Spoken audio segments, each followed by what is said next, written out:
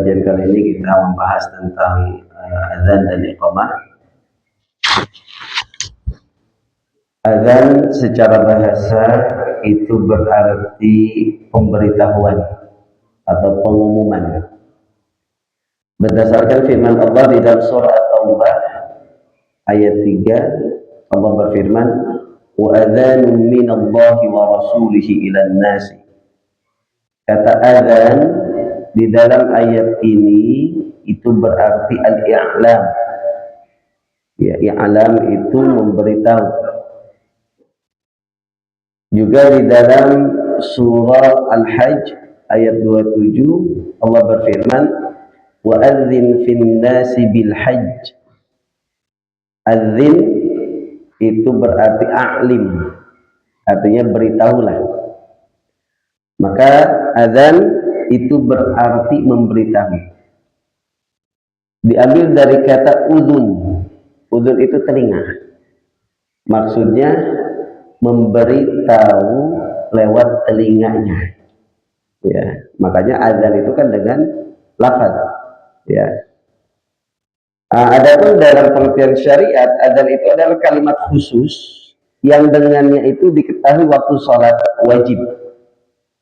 Makanya azan dikumandangkan ya untuk memberitahu bahwa waktu sholat wajib itu sudah masuk. Ya. Dalil disyariatkannya pertama firman Allah Subhanahu wa taala dalam surah Al-Maidah ayat 58, wa idza nadaitum ila shalah, dan apabila kalian menyeru untuk salat, yaitu dengan azan. Juga hadis Rasulullah sallallahu alaihi wasallam, di antaranya adalah hadis dalam kitab Sahihain, Sahih Bukhari dan Sahih Muslim, idza hadaratis salatu falyu'adzin lakum ahadukum wal ya'ummakum akbarukum. Apabila telah datang waktu salat, maka hendaklah salah seorang di antara kalian itu mengumandangkan azan, dan hendaklah orang yang paling dewasa di antara kalian itu menjadi imam. Juga hadis Rasulullah sallallahu alaihi wasallam, "La ya'lamun nasu ma fil nida was-saffil awwal, thumma lam yajidu illa an yastahimu alaihi lastahamu alaihi." Jika orang-orang itu tahu tentang keutamaan mengumandangkan azan dan tentang keutamaan berada di shaf pertama, lalu mereka tidak mendapatkannya, ya, kecuali mereka itu berlomba-lomba, niscaya mereka akan berlomba-lomba. Ya. Ini keutamaan azan, mengumandangkan azan, juga keutamaan berada di shaf awal. Ya. Nah, maka kalau misalkan ada shaf awal masih kosong, ya afdalnya kita segera, Pak. Ya, jangan sampai kita nyuruh orang lain untuk maju. Karena ada kaidah gini, al-ithar fil ibadati mamnu'. Mendahulukan orang dalam masalah ibadah itu dilarang. Tapi al-ithar fi ghairil ibadah mustahab. Kalau mendahulukan orang selain ibadah itu malah disunahkan.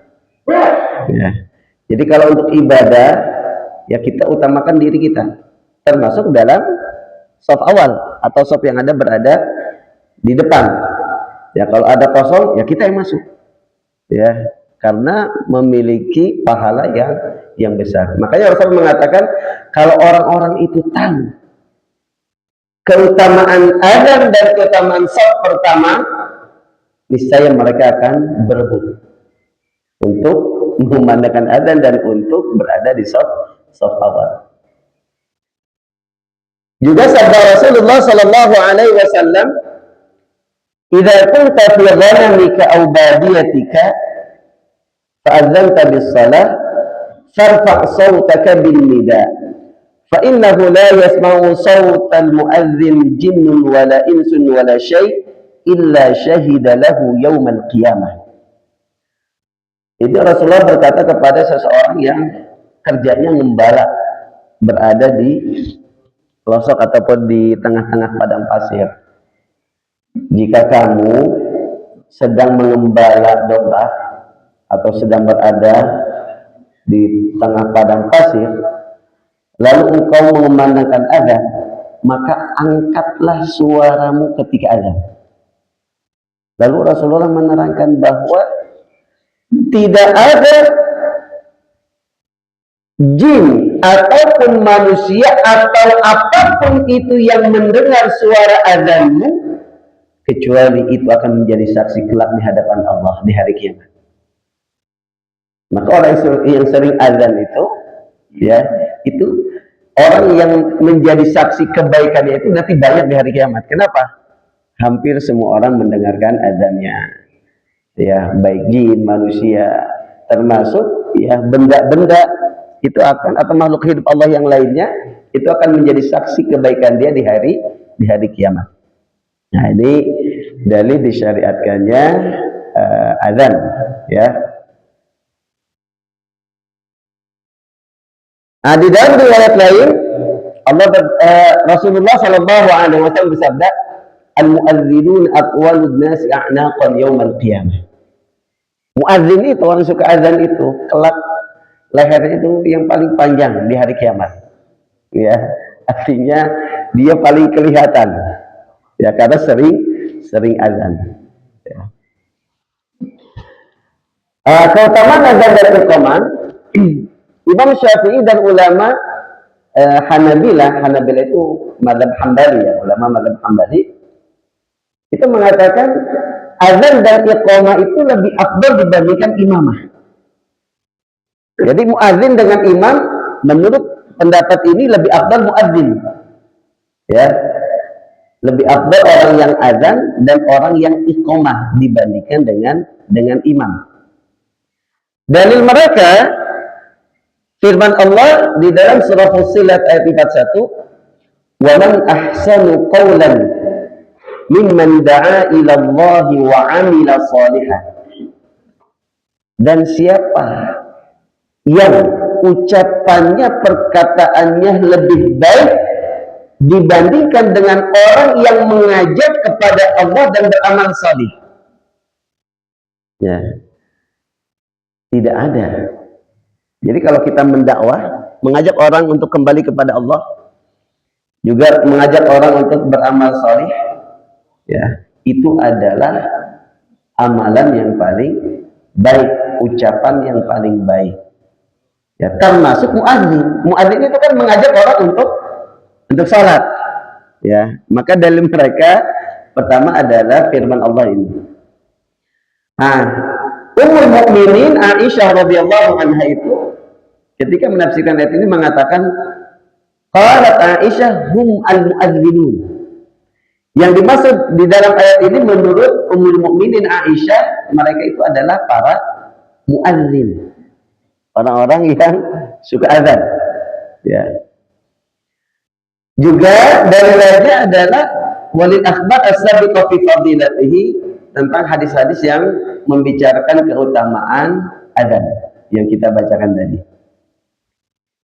Dari lain adalah sabda Rasulullah Shallallahu Alaihi Wasallam yang menerangkan bahwa azan dan iqamah lebih afdal dibandingkan dengan imam adalah hadis Rasulullah, al-imamu dhaminu wal muadzinu mu'taman. Allahumma arsyidil a'immah waghfir lil muadzinin. Imam itu dia bertanggung jawab, dan muadzin itu adalah orang yang terpercaya. Kenapa disebut terpercaya? Ya karena orang berpatokan sudah masuk waktu salat atau belum kepada muadzin. Ya. Sehingga Rasulullah pun mendoakan hal yang berbeda antara imam dengan muadzin.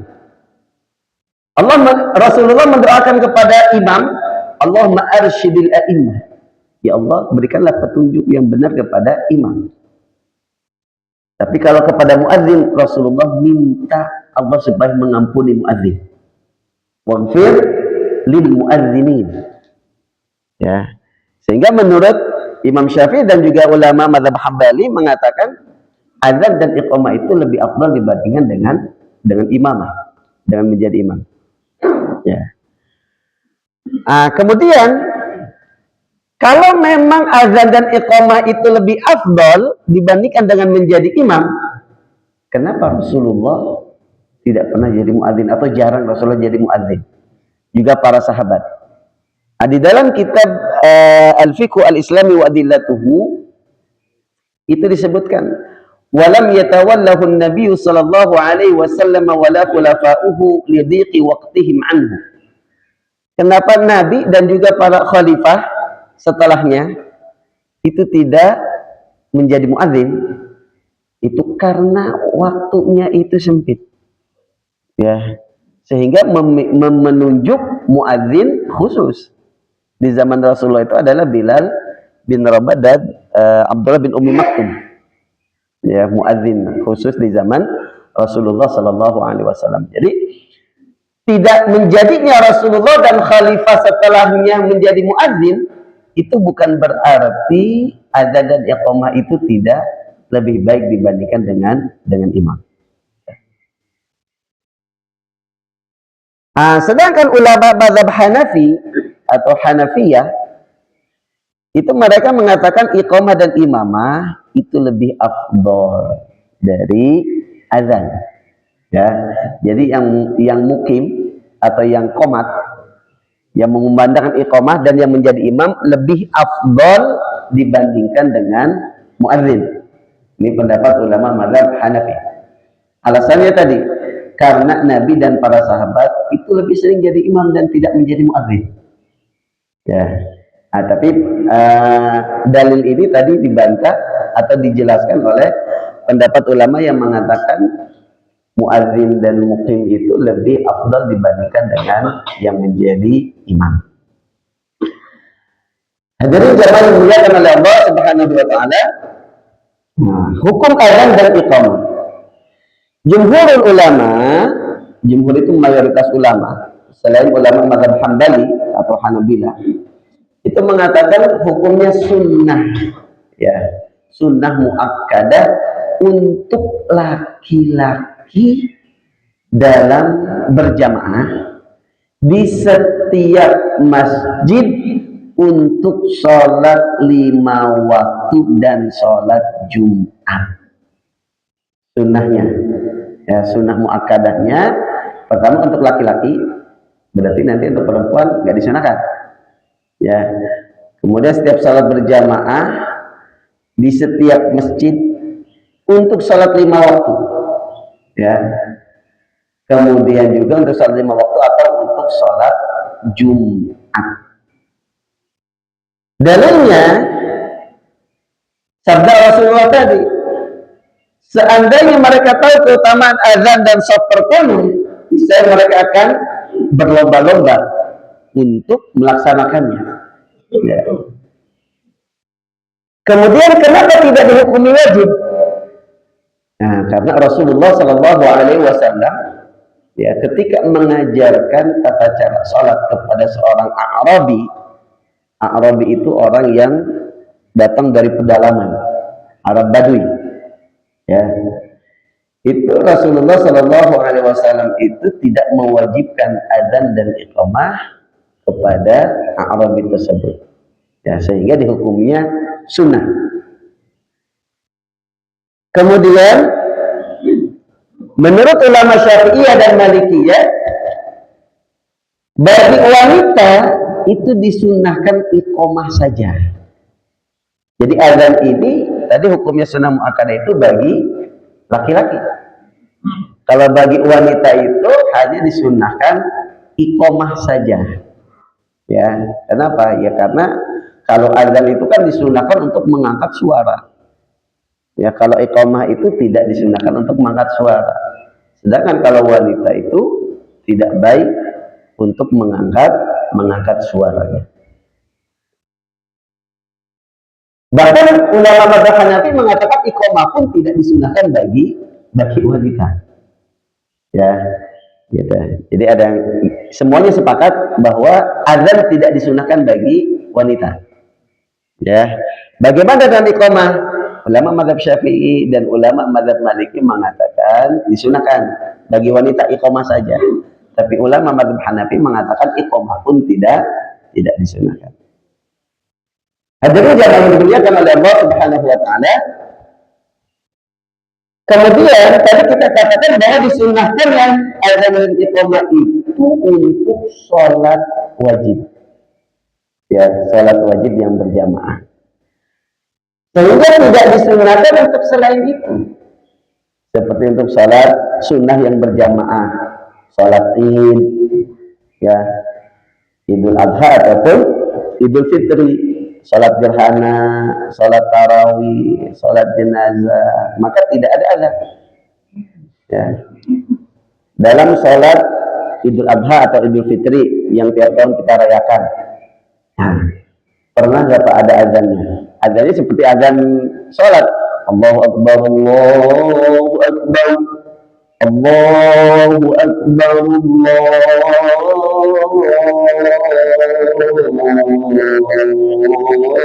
Akbar. Ada nggak? Nggak ada. Karena memang tidak disunahkan. Malah disunahkannya itu adalah membaca atau memandangkan as-salatu jami'ah. Ya, maka dalam salat Idul Adha, Idul Fitri, itu biasanya ada ya, bukan muadzin ya, atau muadzin atau kita sebut apalah itu muraqi atau bilal, biasanya mengumandangkan as-salatu jami'ah. Ya. Berdasarkan hadis daripada sahabat yang menerangkan lamma inkasaratis syamsu ala ahdi Rasulillah sallallahu alaihi wasallam mudiya as-salatu jami'ah.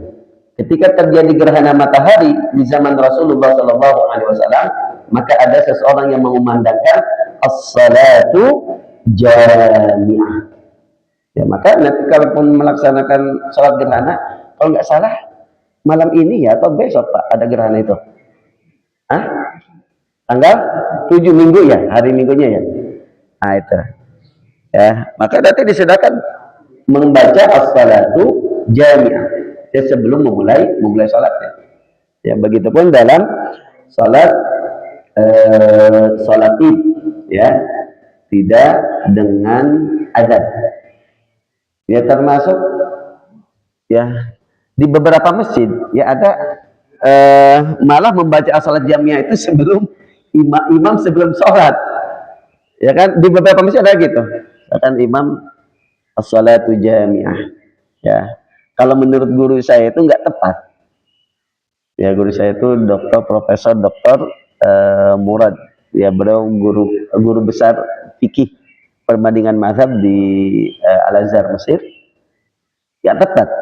Kenapa? Karena salat jami'ah itu untuk dikumandangkan untuk sholat sunnah yang dilaksanakan berjamaah. Adapun untuk imam itu lebih tepatnya membaca istawu astaqimu wa tarasu atau sawu sufufakum fa inna tasfiyata sufuf min tamamis shalah min iqamatis shalah. Itu sebaiknya ataupun sunnahnya imam membaca itu, bukan membaca as-salatu jami'ah. Baik hadirin jamaah yang dimuliakan oleh Allah Subhanahu wa taala. Bagaimana hukum azan bagi munfarid? Ya. Bagi munfarid atau bagi orang yang sholat sendiri. Ya. Ulama mazhab Syafi'i itu mengatakan disunahkan azan dan iqamah bagi munfarid meskipun dia mendengar azan di masjid. Jadi kalau kita sholat sendiri, nggak sempat sholat berjamaah, maka disunahkan juga kita mengumandangkan azan dan iqamah. Ya, meskipun kita sudah mendengar azan di masjid. Ya.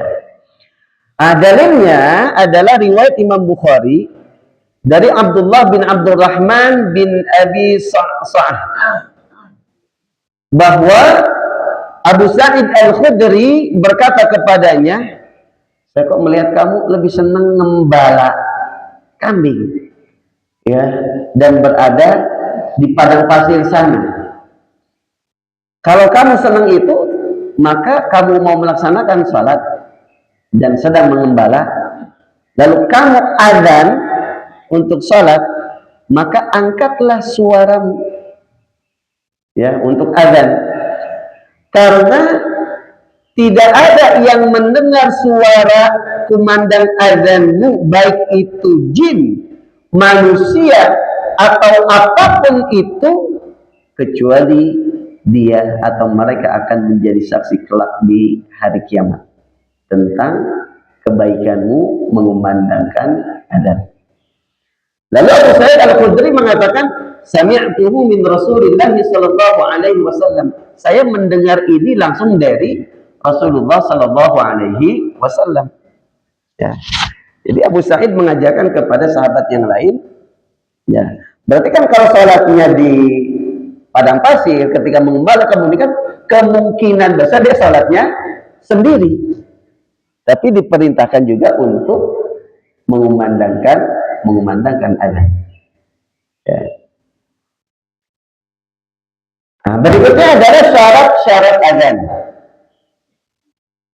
Yang pertama adalah sudah masuk waktu sholat.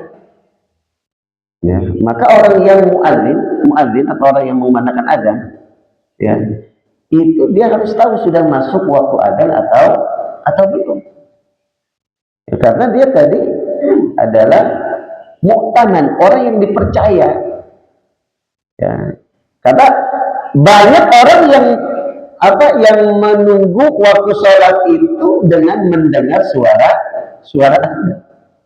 Ya, maka muadzin harus tahu waktu sholat, jangan sampai sebelum waktu sholat dia sudah azan. Kemudian harus berbahasa Arab, yaitu sesuai dengan yang diajarkan oleh Rasulullah. Ya, dia tidak boleh diterjemahkan Allahu Akbar, Allahu Akbar, diganti Allah Maha Besar, Allah Maha Besar. Itu tidak boleh. Ya. Ada yang membolehkan bagi orang yang memang tidak bisa bahasa Arab sama sekali, tapi itu pun untuk azan sendiri, bukan untuk azan di masjid. Ya, untuk azan bagi kalau dia sholatnya sendiri tadi. Ya, tapi dia pun harus belajar mengumandangkan dengan bahasa Arab. Kemudian dapat didengar oleh sebagian jamaah. Ya, namanya azan itu kan untuk memberitahu. Ya, kalau dia azan,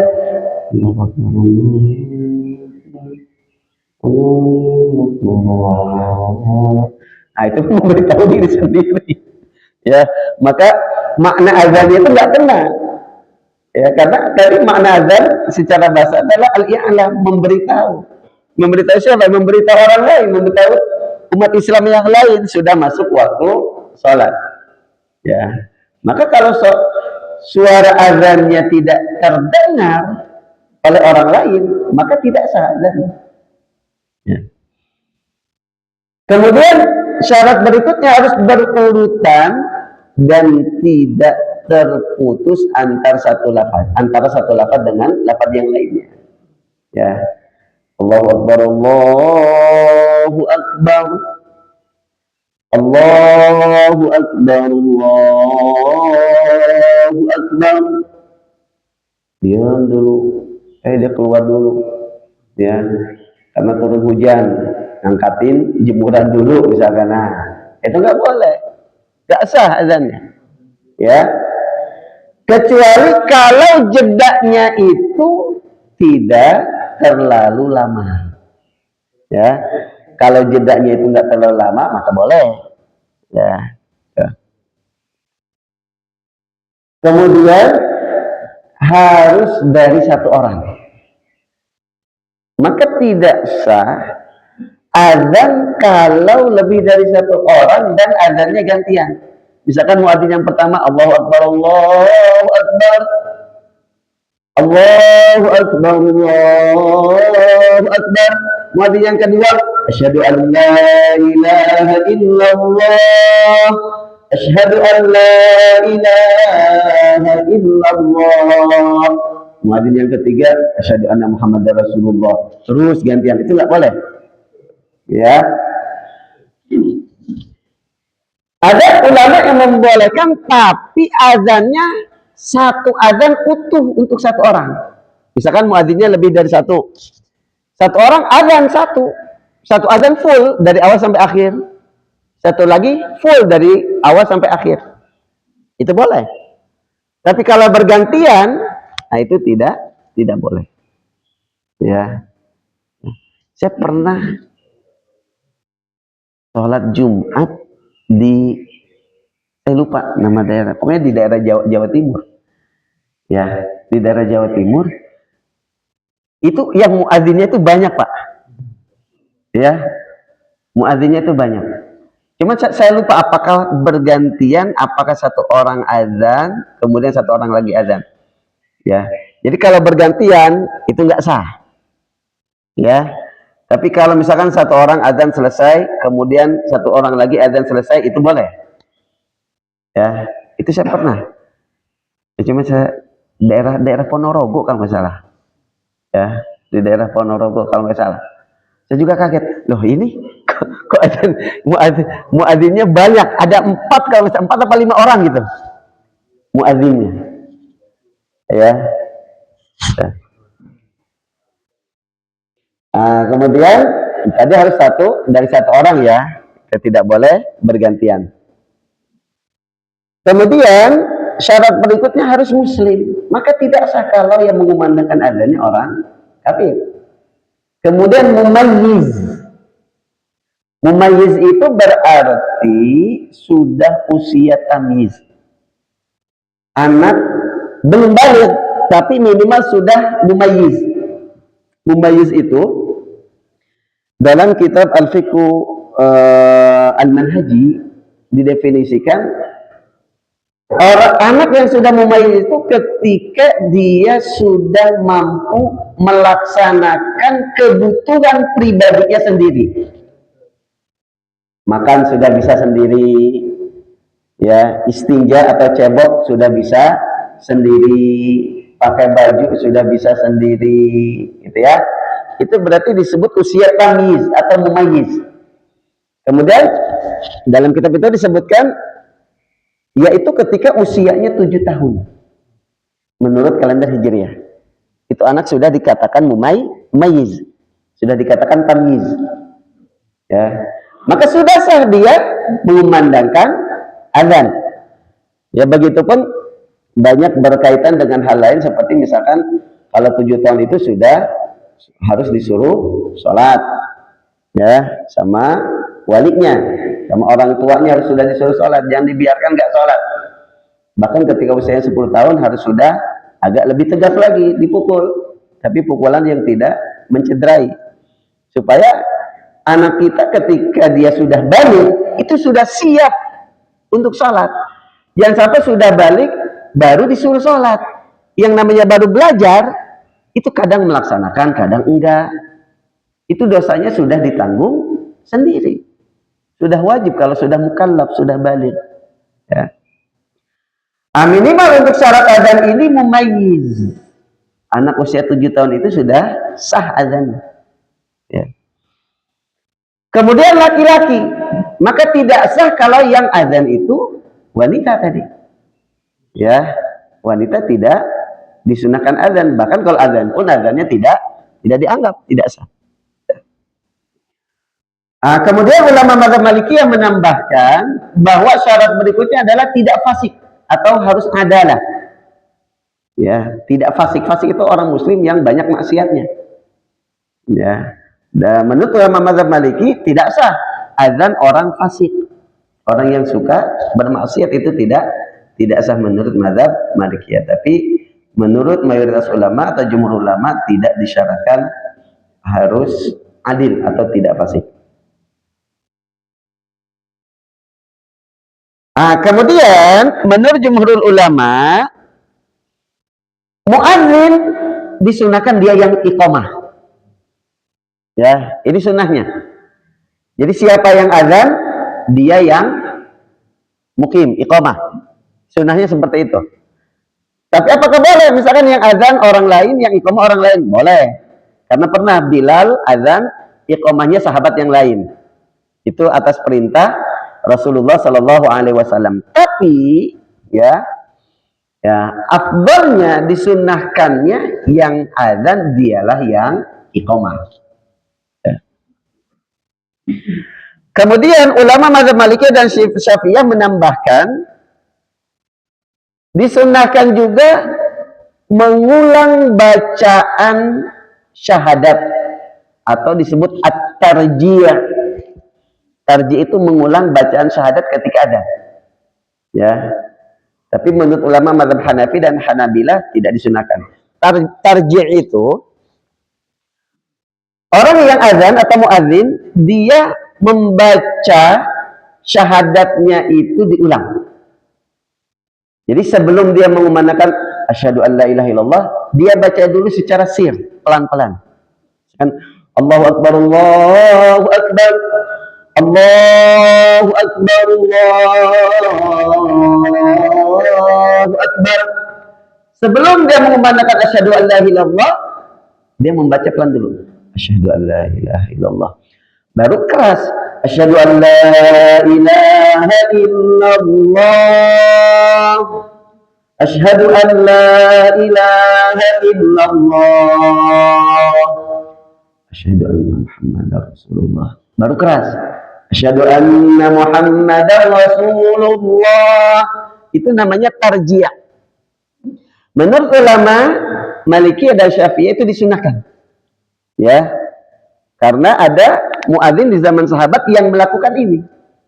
Sehingga disunahkan untuk melakukannya juga. Itu disebut at-tarjih. Tapi hanya untuk syahadat saja. Ya, hanya untuk ketika mengumandangkan syahadat saja. Disunahkan untuk tarjih.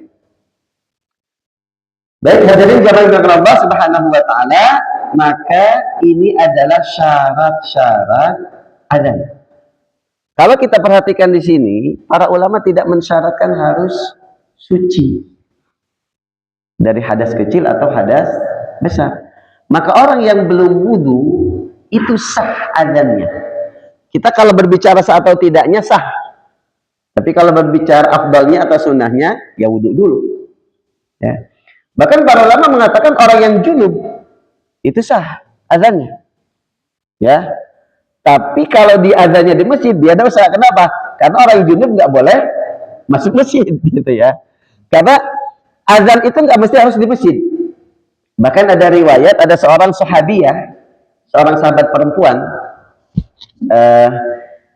dia menceritakan bahwa dulu sebelum dibangun tempat khusus azan di Masjid Nabawi itu, Bilal, muadzin Rasulullah itu, setiap sebelum subuh kurang lebih 1/6 malam, ya 1/6 malam, ya kurang lebih mungkin beberapa menit sebelum waktu subuh, ya Bilal itu, rumah sahabiah ini, rumah sahabat yang perempuan ini, seorang sahabat perempuan ini, rumah itu rumah yang paling tinggi di kota Madinah, sehingga dijadikan oleh muadzin Rasulullah yaitu Bilal untuk tempat mengumandangkan azan. Karena disunahkan juga dulu itu mengumandangkan azan di tempat yang tinggi. Kenapa? Supaya jangkauannya lebih luas. Mungkin kalau sekarang kan pakai ini ya, sound ya, pakai speaker atau toa ya, pengeras suara. Ya dulu itu di menara supaya jangkauannya lebih luas. Ada yang menceritakan bahwa Bilal itu setiap kali sebelum subuh, beberapa saat sebelum subuh dia naik untuk melihat fajar. Kalau sudah masuk waktu fajar, berarti sudah masuk waktu subuh, Bilal pun mengumandangkan azannya. Ya. Jadi tidak disyaratkan harus suci dari hadas, baik hadas kecil atau hadas besar. Maka orang yang junub boleh sah azannya. Ya, tapi kalau berbicara sunnahnya atau afdalnya, ya suci dari hadas. Ya. Baik, hadirin jamaah Allah Subhanahu wa taala. Berikutnya adalah sunnah-sunnah adzan. Yang pertama, suaranya lantang dan merdu. Maka afdalnya yang muadzin itu yang suaranya lantang dan suaranya merdu. Kenapa? Lantang karena supaya jangkauannya lebih luas. Merdu karena bisa mengetuk hati orang yang mendengarnya. Ya, mohon maaf, bukan berarti orang yang suaranya kurang merdu nggak boleh adzan, bukan itu. Ya, tapi kalau ada yang lebih merdu itu lebih utama. Karena Rasulullah Shallallahu Alaihi Wasallam pun itu menyatakan, udah yang adzan si fulan. Kenapa? Suaranya lebih lantang dan lebih merdu. Karena tujuan disyariatkannya adzan itu lebih mengena, jangkauannya luas, yang memberitahu tentang waktu sholat, juga untuk menarik orang. Kan kalau kita mendengar suara adzan yang merdu, ke hati itu beda, Pak. Ya, panggilannya itu beda. Ya, dibandingkan dengan suara adzan yang kurang merdu.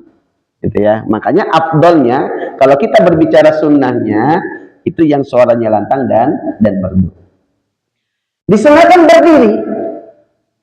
Berarti kalau duduk pun sah, tapi afdolnya sunnahnya itu berdiri. Kemudian disunahkan orang yang merdeka, budak hamba saya, sah adzannya, tapi afdolnya orang yang merdeka, orang yang baligh. Tadi mumayyiz boleh sah adzannya, ya, tapi sunnahnya yang sudah baligh. Kemudian yang amanah, tadi orang fasik, menurut jumhur ulama sah adzannya, tapi afdolnya orang yang amanah, orang yang bukan fasik, orang yang sholih, orang yang mengetahui waktu sholat.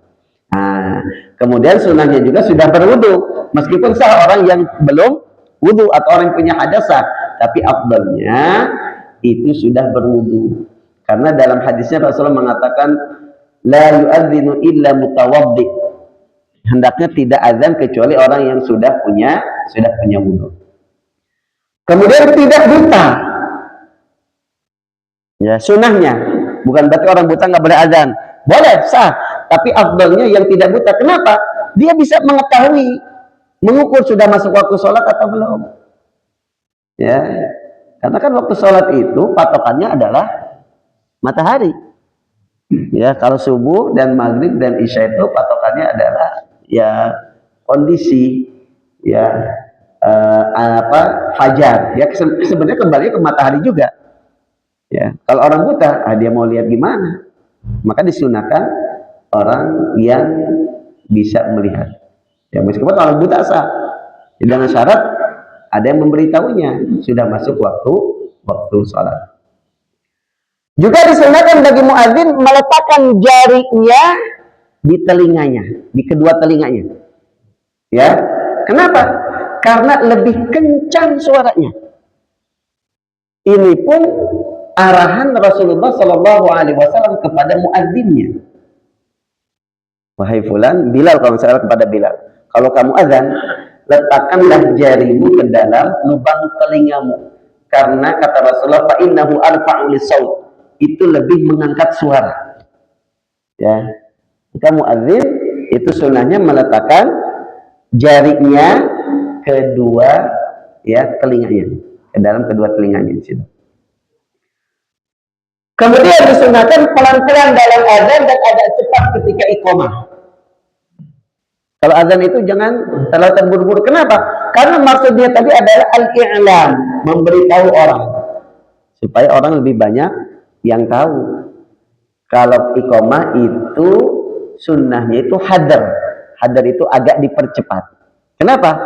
Karena kalau iqamah itu kan untuk memulai sholat dan pemberitahuan kepada orang yang sudah hadir di masjid, ya, sehingga tidak dianjurkan untuk mengangkat suara, juga tidak dianjurkan untuk pelan-pelan, malah sunnahnya agak cepat. Karena apa? Untuk segera dimulai sholat. Kemudian sunnahnya juga menghadap kiblat. Ya. Berikutnya, memalingkan wajah ke kanan dan ke kiri dalam hay'alah. Hay'alah itu ketika mengumandangkan hayya 'alas shalah, juga hayya 'alal falah.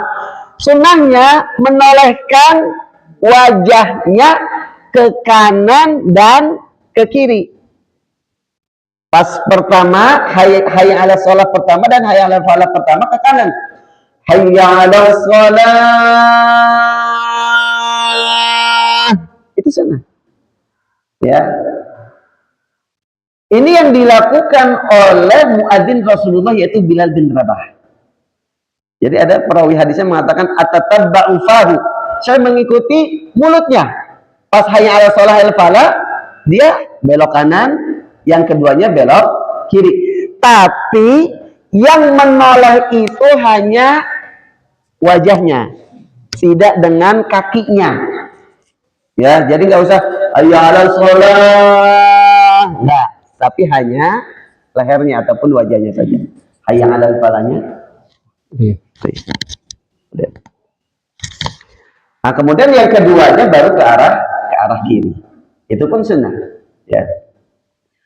Kemudian yang berikutnya jeda antara azan dan iqamah. Jadi setelah azan jangan langsung iqamah, sunnahnya seperti itu.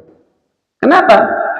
Ya supaya orang yang belum datang ya bisa datang, bisa ikut sholat berjamaah. Dijeda berapa misalkan, berapa menit gitu ya. Kecuali kalau sholat maghrib itu jedanya agak pendek karena waktunya pun pendek. Kalau dalam riwayat itu kurang lebih kalau maghrib itu jeda antara azan dan iqamah itu membaca 3 surat pendek. Ya. Nah, ya kurang lebih mungkin semenit, 2 menit atau 3 menit kalau untuk sholat maghrib. Kemudian ikhlas bagi muadzin, ikhlas sunnahnya tidak mengharapkan imbalan.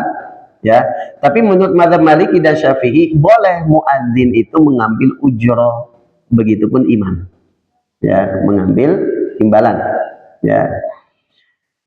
Kemudian selain muadzin itu hendaknya tidak berdiri sampai selesai azan atau hampir selesai azan. Kalau posisi kita sedang duduk ketika dikumandangkan azan, ya, maka sunnahnya tidak berdiri dulu sampai selesai azan atau minimal hampir selesai azan. Kenapa? Supaya kita mendengarkan azan dan menjawab azan. Itu pun termasuk sunnah, menjawab azan dan iqamah. Bahkan para ulama mengatakan sunnahnya sunnah muakkadah. Ya, bahkan ketika kita sedang membaca Al-Quran sekalipun, lalu dikumandangkan azan, lebih baik kita berhenti untuk mendengar azan dan menjawab azan. Ya. Baik, hadirin jamaah Allah Subhanahu wa taala, juga disunahkan membaca doa setelah azan. Ya, sebelum membaca doa disunahkan membaca sholawat. Jadi kata Rasulullah, kalau kalian mendengar azan, jawablah azan tersebut. Kemudian bacalah sholawat kepadaku, kata Rasulullah, baru baca doa. Jadi disunahkan setelah mendengar azan kita bersalawat kepada Rasulullah Sallallahu Alaihi Wasallam, baru kita membaca doa setelah azan. Baik, hadirin jamaah yang dimuliakan oleh Allah Subhanahu Wa Taala, ini saja yang bisa kita kaji bersama pada kesempatan kali ini. Mudah-mudahan menjadikan tambahan ilmu bagi kita, khususnya tentang azan dan iqamah. Baik, sebelum diakhiri mungkin ada yang ditanyakan atau didiskusikan.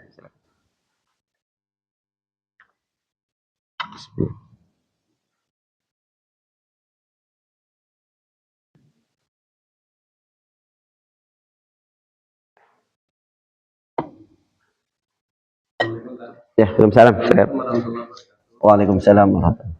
Bagaimana apabila ini sudah apakah bisa digantikan?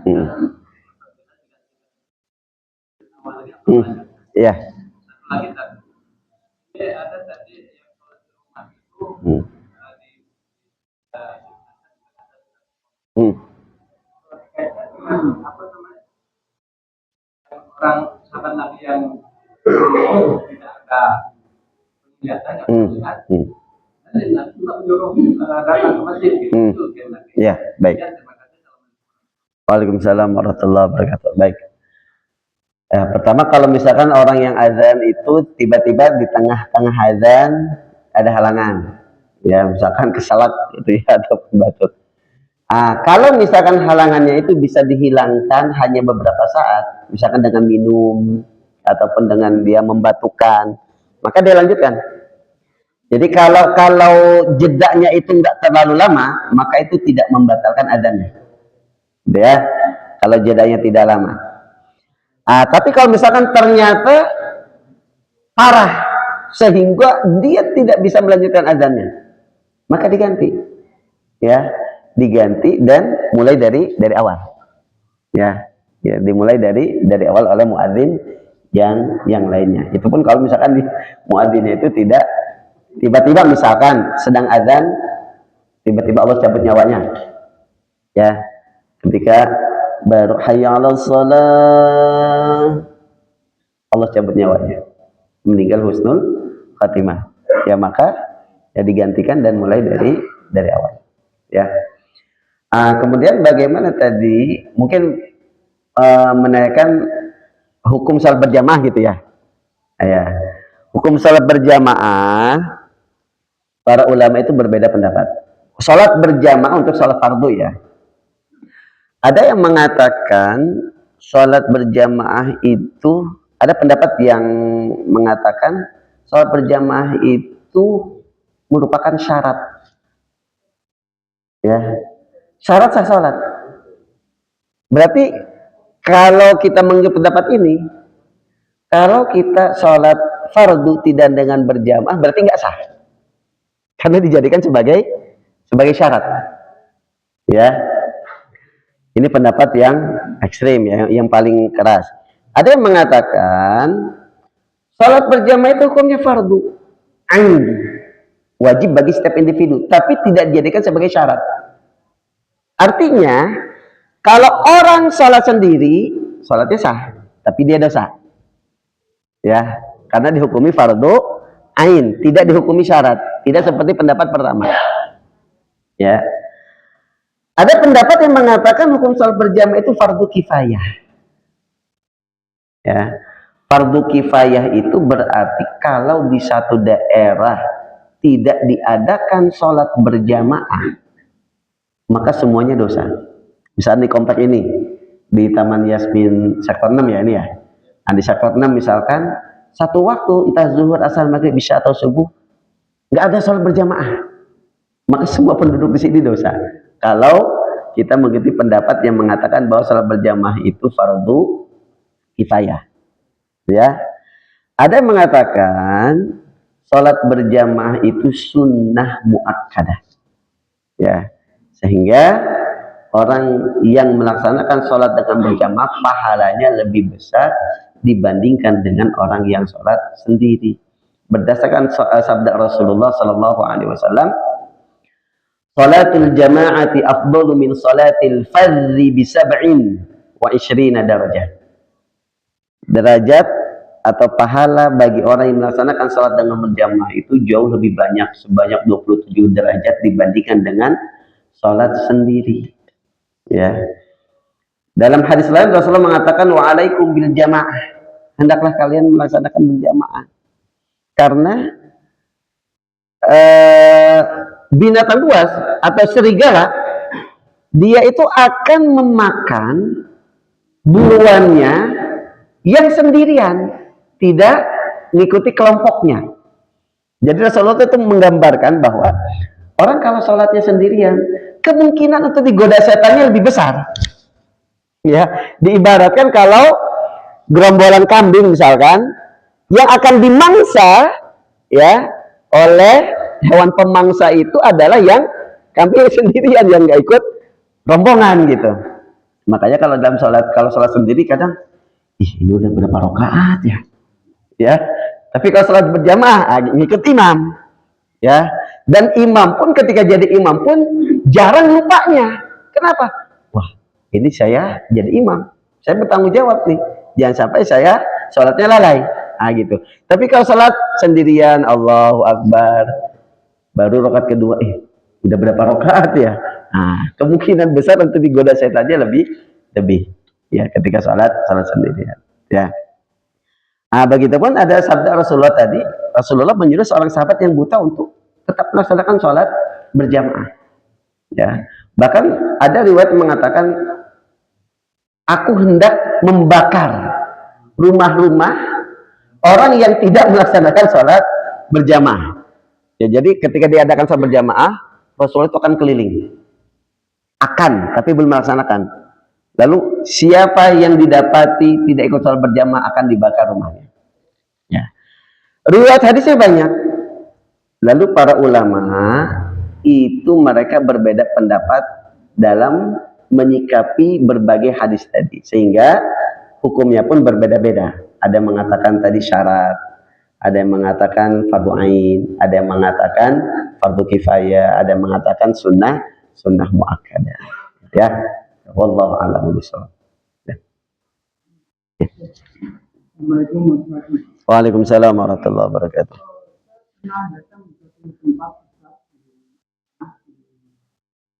Tangan itu besar. Nah, pada waktu itu jam 2 siang, saya dalam perjalanan, saya belum memakai dulu. Kemudian saya mau sholat dulu. Dan setelah saya selesai, di tempat sholat itu maka adzan. Saya jadi ragu.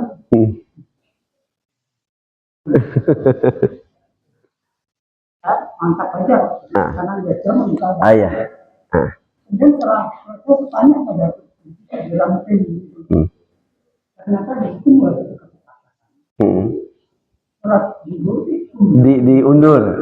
diundurkan gitu ya. Ya. Karena di situ mayoritas orang pada bertani. Yang itu masih kotor. Iya. Betul. Iya. Iya, betul. Ya. Ya, jadi azan itu tidak disyaratkan harus di awal waktu. Tidak disyaratkan, tapi sunnahnya di awal waktu. Ya. Artinya ketika ada orang yang azannya itu seperti tadi, kasus tadi, azannya jam 2 misalkan, maka sah azannya. Ya. Tidak disyaratkan harus di awal waktu. Dan kita pun keabsahan sholat kita itu bukan berpatokan ke azan untuk menentukan waktunya. Jadi waktu sholat itu bukan berpatokan ke azan. Azan itu sebagai pemberitahuan saja. Ya, berarti kalau misalkan kita berpatokan ke azan, kalau nggak ada yang azan, kita nggak sholat, repot itu. Ya, jadi kita bisa melihat ke matahari. Kalau kita mengkaji tentang bab tentang waktu-waktu sholat, itu kan hadis yang Jibril datang kepada Rasulullah. Datangnya 2 kali. Pertama itu hari pertama datang itu di awal waktu. Di hari berikutnya di akhir waktu. Setelah itu Jibril mengatakan kepada Nabi, ya, waktu sholat itu di antara kedua waktu ini. Ya, zuhur itu kan ketika matahari berada di tengah kita, kemudian condong tergelincir sedikit ke arah barat. Mengukurnya gimana? Mengukurnya, kalau misalkan tidak di bawah matahari itu ada benda, apapun benda itu kemudian tidak terlihat bayangannya, berarti pas berada di tengah-tengah. Tapi kalau ada bayangan sedikit, berarti sudah agak condong ke arah barat. Nah itu. Ya. Begitupun nanti waktu asar itu dengan panjang bayangan suatu benda itu 2 kali lipat dengan bayangan sama dengan bayangan benda tersebut gitu kan. Kalau waktu maghrib itu ketika matahari sudah terbenam. Jadi patokannya itu bukan waktu. Cuma karena sekarang keilmuan itu sudah berkembang, maka bisa ditetapkan, oh hari ini berarti zuhurnya jam sekian, hari ini asalnya jam sekian, ya. Pada dasarnya aslinya itu menggunakan melihat kepada matahari. Ya. Wallahu a'lam bishawab. Baik, hadirin jamaah yang Allah Subhanahu wa taala, kita cukupkan kajian kita ya dengan membaca kafaratul majlis. Subhanakallahumma wa bihamdika asyhadu an la ilaha illa anta astaghfiruka wa atubu ilaik. Kurang lebihnya mohon maaf.